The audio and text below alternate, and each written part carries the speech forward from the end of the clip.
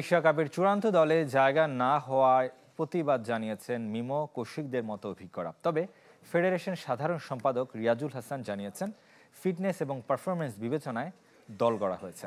এদিকে নতুন কোচ অধিনায়ক চ্যালেঞ্জ নিতে প্রস্তুত।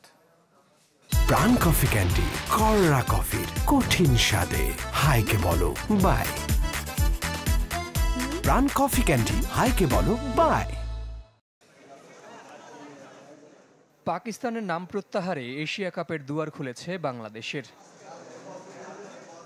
ভারত আসরের জন্য মঙ্গলবার ২০ সদস্যের স্কোয়াড দিয়েছে হকি ফেডারেশন।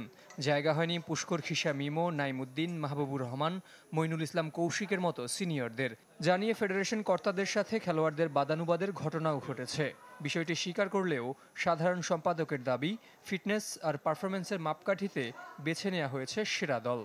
যদি কেউ মনে করে থাকে এখানে কোনো পক্ষপাতিত্ব হয়েছে, এটা ভুল ধারণা। আমরা কোচের সাথে আলাপ করছি, আলাপ করার পরে আমাদের মতে এই মুহূর্তে this is the best possible team.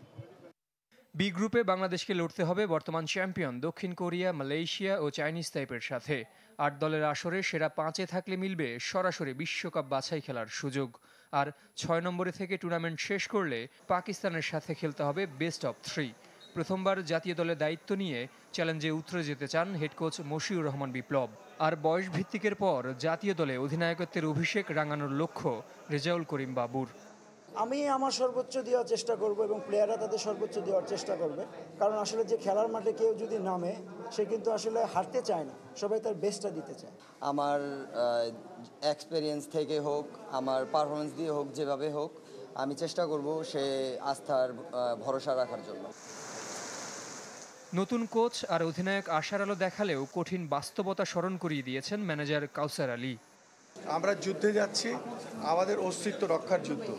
সেই অস্তিত্ব রক্ষার যুদ্ধ যেন আমরা পিছিয়ে না আসি। ২৯ আগস্ট শুরু হবে এবারের এশিয়া কাপ হকি। এর ৩ দিন আগে ঢাকা ছাড়বে টিম বাংলাদেশ।